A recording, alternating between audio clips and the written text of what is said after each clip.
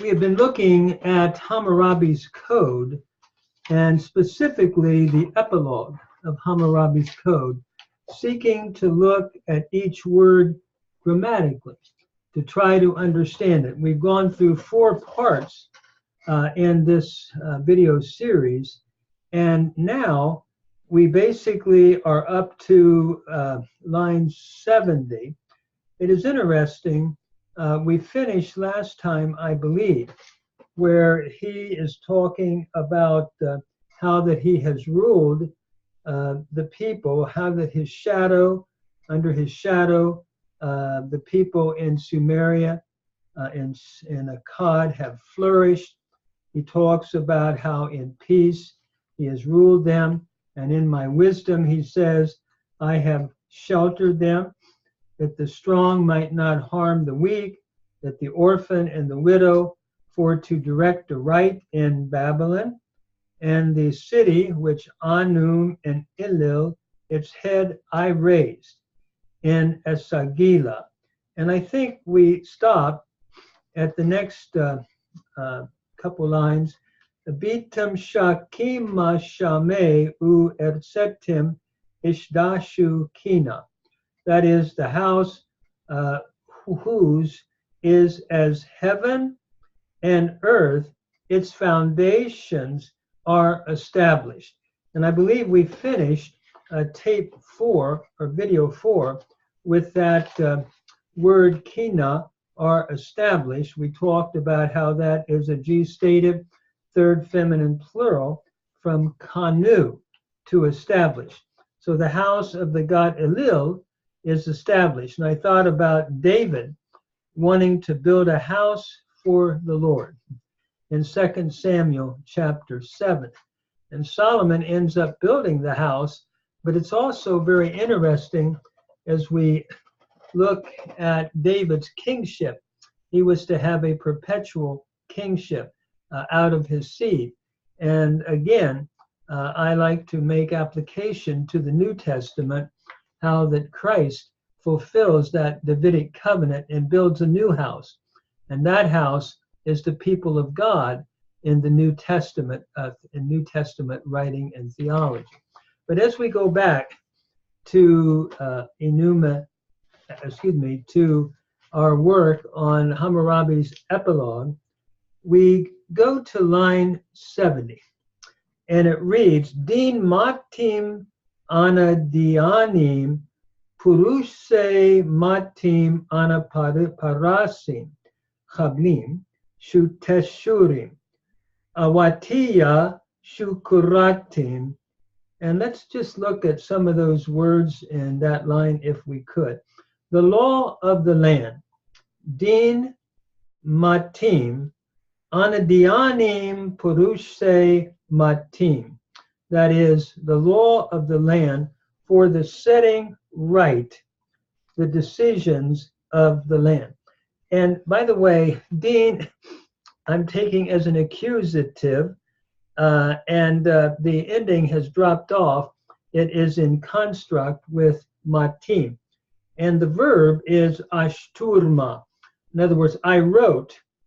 The law of the land, we could say, I wrote, I believe Hammurabi is saying. And notice, again, matim is your genitive singular with the im ending from matum. So the law of the land for the setting right. Ana diani. Now, ana takes the genitive case. And notice, beginning really in line 70 to 74, we have a cluster of infinitives with the ana showing purpose. And so as we read on, for the setting right, dianim is a genitive infinitive from dianum, for the setting right. And then that's why basically he wrote the law of the land, for setting things right, establishing justice. And then he goes on, puruse matim, that is, for the decisions of the land, for the cutting we could say for cutting the decisions of the land. And so anadianim is the first infinitive, genitive. Now we have the second one coming in parasim, for the cutting with ana, and puruse matim. I would translate this for the decisions of the land.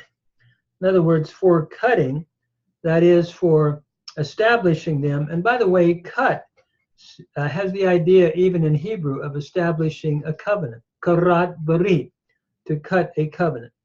So for the cutting, the decisions of the land. And puruse, we could translate as decisions from purusum, decisions of the land.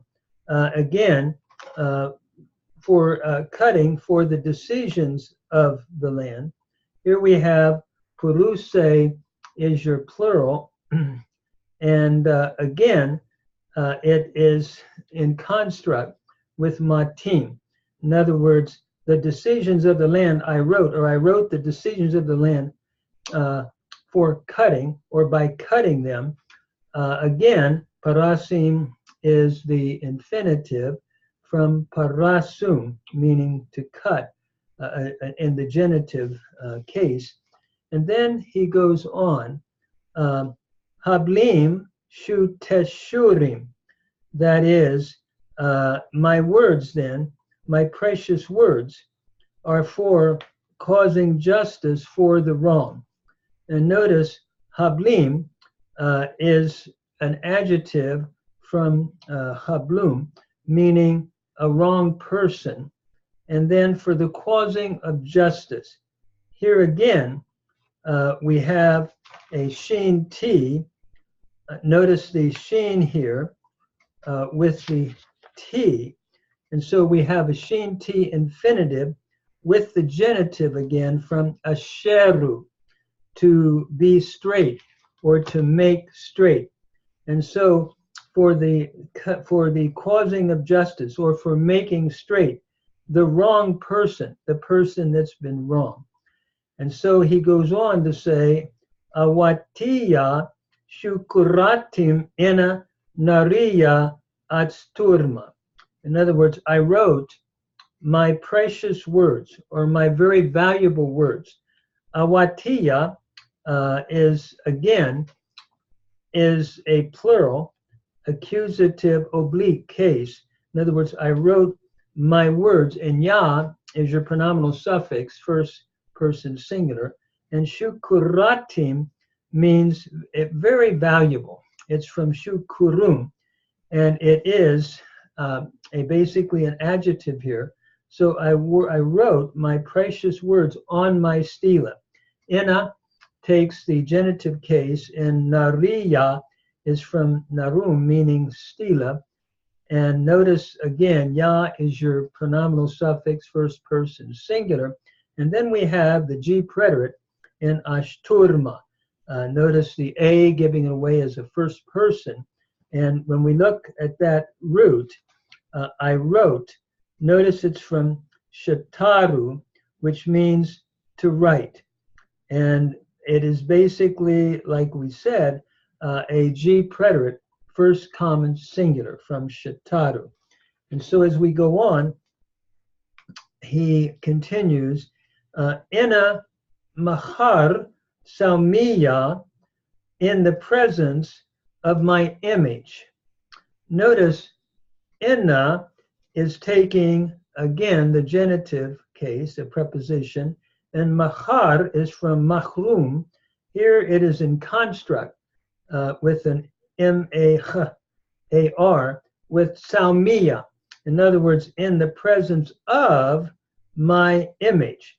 And salmi is the genitive singular with the ya, the pronominal suffix, first common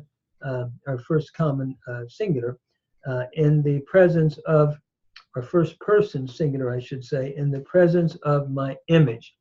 By the way, alam, capital A-L-A-M, is the Sumerian word for image that's translated or brought into Akkadian as salmiya. in my image. As king of justice, I established.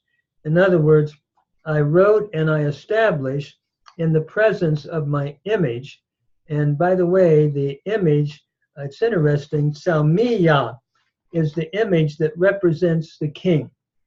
And Hammurabi wrote before that image that's representing him. And I thought about Genesis 1:26, that God says, let us make men, bitsalmenu, in our image. So as Salmu of Hammurabi represented him, so we as humans are to be representatives of God on earth. And I thought that was interesting, where we see the parallel from this Akkadian text to Genesis chapter 1 and the narrative of the creation account. Then we move on in line 77. Shar misharum ukin.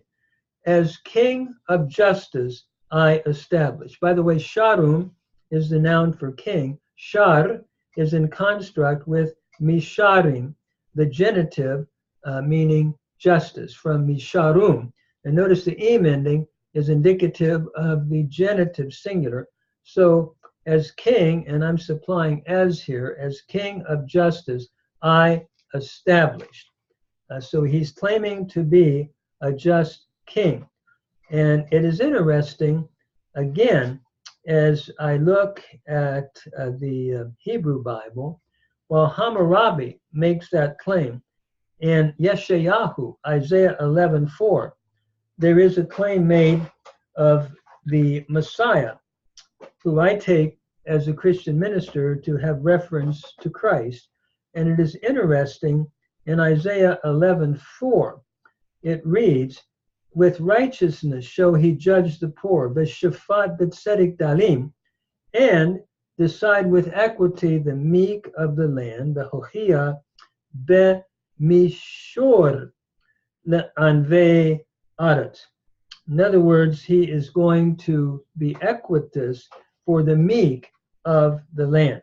And it's interesting to me, the real king of justice, I believe, represents the Messiah, which I take, again, as a Christian, to have its fulfillment in Jesus, who is spoken of as the anointed of God in the New Testament, from the word Christos, meaning anointed, which relates to the Hebrew Mashiach, the anointed. And he brings justice. And so what a beautiful, again, parallel, it seems to me, from this text and relating it again to the New Testament. It is also interesting as we come to line 79. Notice line 79, it reads, Sharum Sha'ena Shari, a king of kings. And so as we go back to the epilogue, he is claiming to be the king of kings. He established justice. And by the way, I should say that kanu is the verb in line 78, to establish, and it's got a u prefix and a long macron over the I, showing that we're looking sort of at a weak verb like kun in Hebrew, which means to establish. So I establish in the presence of my image as king of justice, Sharum Shah in Shari. That is the king who is among kings. Notice Sharum is your noun, nominative singular, and Shah is your relative pronoun, the king who is among kings. In takes the genitive here, and Shari is the genitive plural from Sharum. Notice the long I vowel. So the king among kings, Shuturu Anaku, is great, I am, or I am great. And notice Shuturu is a sheen stative, which is an interesting form. As you look at Shuturu, It's from a 1W form, Wataru. We have a number of those in Hebrew, a number of some 1Ws, let's say even in your pay-yod verbs. But here, Shuturu is a shin stative from Wataru, meaning to be great. And Hammurapi claims to be excellent or great.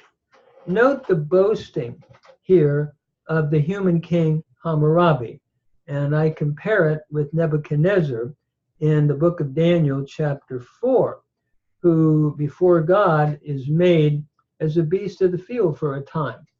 And it's interesting that the boasting of all of the that's going on here, what a contrast between the God who is to be praised, who is King of Kings, who is Lord of Lords. And so as we go back to this, notice it says, who is a king among kings. And I've thought about the New Testament, where, and I've alluded to this before, in Revelation chapter 19, at the parousia, the coming of Christ. He is Melech Melechim, King of Kings, a Lord of Lords, Adon Adonai, that is Adonai Adonim, Lord of Lords. So really, as a Christian minister, it is interesting to me to see in the New Testament how I believe Christ really fulfills that and is worthy of our praise. Where a human king, no matter how great he may think he is, like Hammurapi, the real praise needs to go to the real King of Kings, whom we as Christians believe to be Jesus. And then the text goes on, Awatuya Nashka. In other words, my words are choice words. Awatuya is the plural from awatum, meaning word, and ya, again, is your pronoun suffix, and nashka means choice, which I'm understanding here as a G-stative, third feminine plural from nasakum. So naska are choice words. And then my ability, leuti, from leutum, my ability has no rival. Shananam ul ishu. Notice, again, we have a genitive, the ability of me. So we have a noun with the first person personal pronoun, my ability, and now we have the accusative in the am ending of shanana, shaninam. So my ability has no rival. And ishu, ul is your negative particle. Ishu is your G preterite, third masculine singular from the verb ishu, meaning to have. So he's claiming that there is no rival to his ability.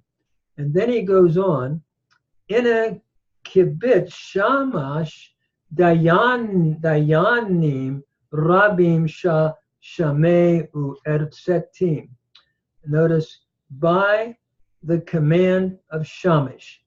Notice, Hina is taking the genitive case, by the command, and it is really from the noun kibit, or from the noun kibtu, but kibit puts it in construct, that is Qibit, puts it in construct with shamish, where kibtu becomes kibit in construct. And note that the Sumerian utu is normalized as shamish in Akkadian, referring to the sun god. So Shamash is the great judge of heaven and earth in ancient Babylonian religion, where it's interesting to me in the Hebrew scriptures, in Genesis 1, the name Shemesh for sun is depersonalized. It just means big light, and the moon is little light. And so in Genesis 1, there's a depersonalization of the Son. The Son is simply an inanimate object created by Elohim, placed in the heavens by God, really as a servant to the Israelites, helping lead them to their times of festivals like the Mo'adim and their worship of God. So it's simply merely an object, where in Hammurapi, the Son is seen as a God. And so what a difference between Genesis 1 and Hammurapi and what ancient Babylonian religion believed in their polytheism, many gods. And I think that's another reason why in Genesis 1, I've often told students, Shemesh is not even named, which is the Hebrew word for sun, because it sounds too much like Shamash or Shamshu. So there's no name, it's just big light. Having seen that, notice he is saying by the command of Shamash, again, two nouns in construct, the great judge. Dayanim is also a genitive singular with the im ending. And Rabim is your adjective genitive singular. Notice the im ending. The great judge of. Now, Shah here is used in construct. It means it's a relative pronoun, but sometimes it can be used in construct. And so we have the great judge of, it takes a genitive then, of Shamei u Erzetim, that is, of heaven and of earth. So we have Shah introducing the genitive in Shamei and Erzetim, of heaven and earth. Then he goes on to say, Mishari inamatim lishtepi, my justice in the land, may it be caused to be made manifest. Notice Mishari is a genitive singular with the E suffix. It's an accusative, but the E is a first person personal pronoun. So may my justice, let it be established in the land. May it be established, my justice in the land, is the way it could be read.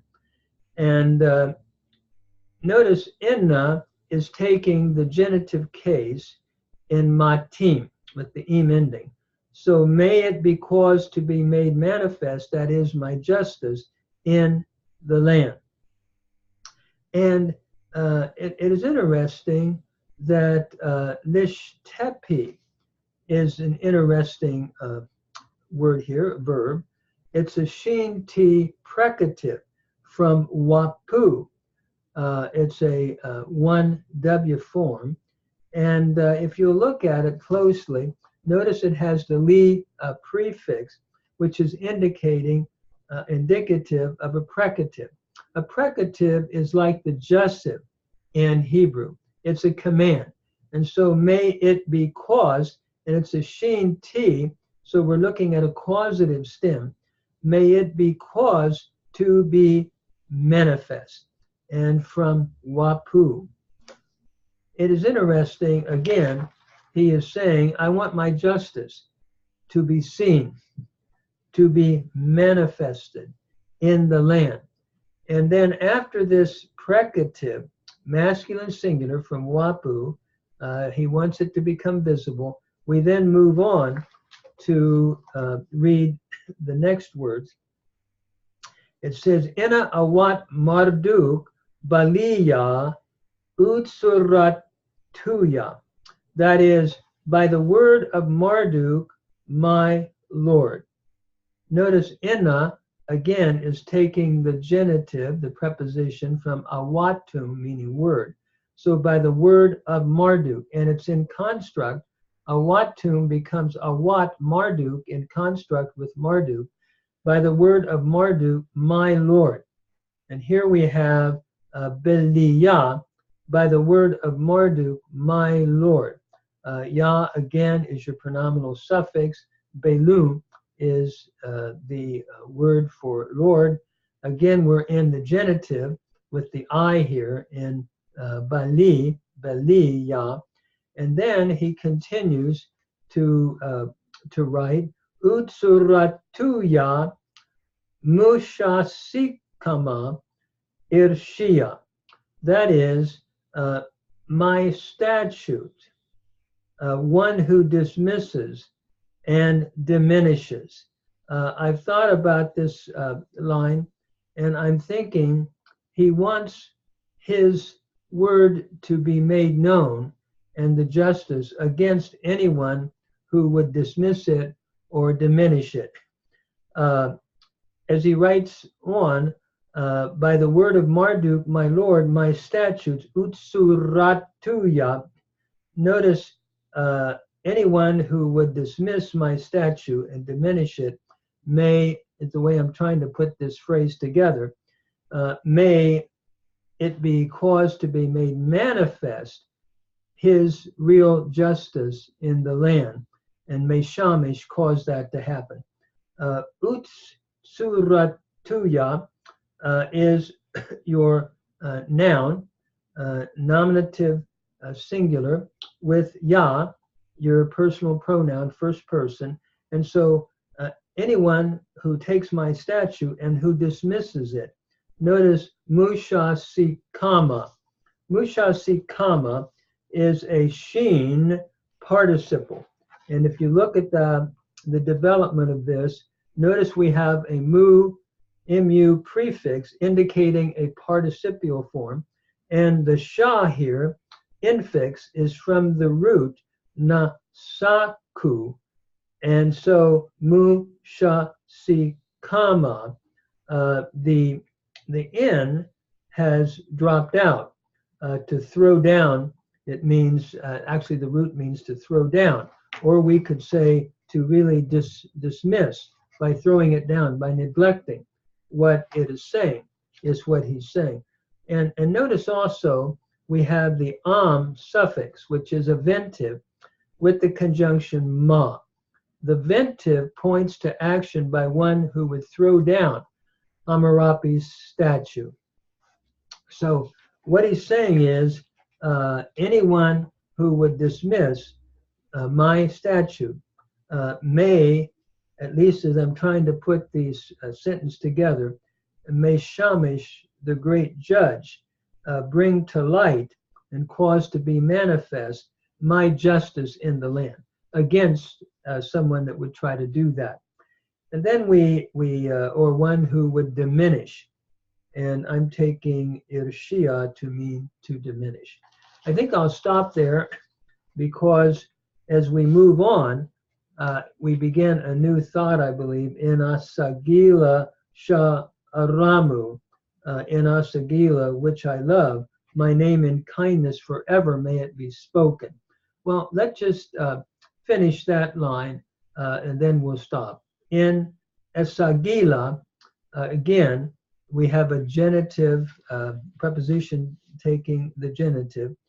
In Asagila, which I love, here we have the relative pronoun sha, and aramu, meaning to love. Aramu is a G preterite subjunctive from ramu or ramamu. It is interesting, the sha introduces a subjunctive. And so as we read this, in Asigila, which I love, my name in kindness. Shumi ina damiktim. Notice shumi is from the noun name, and then we have your first person personal pronoun suffix in the E. So my name in kindness, here we have again the preposition taking the genitive, ina damiktum, in kindness, forever. Anadar. Anadar means forever, and then let it be spoken, may it be spoken. Lizakir. By the way, lizakir is an in precative. notice we have the doubling of the Z here, showing that we have an N stem, and we have a li prefix, showing that we're looking at a precative, at a command. And so when we look at, if we could say, historical Akkadian development, it would have been like Lin Zakir becoming Liz Zakir, where the NZ goes by assimilation, we could say progressive assimilation, into the ZZ. So Lizakir from Linzakir is what we get here. This is a passive. The N stem is a passive stem. Sort of, it's like the nifal in Hebrew. And so Hammurabi wishes that his name may be spoken forever in kindness. And the verb zakaru means to speak. So I do believe we'll stop there, and then later on we can pick up and add to that. I wanted to say, by way of conclusion of this session, there are several books that I failed to mention in my first taping that can be very helpful to one. And these are a couple books that I just picked up from our university library close by here.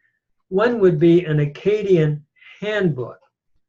And it is very interesting because it gives many of the paradigms of the strong verb, of the different verbs, the one W verb, the one N verb, and these two weak verbs, and so forth.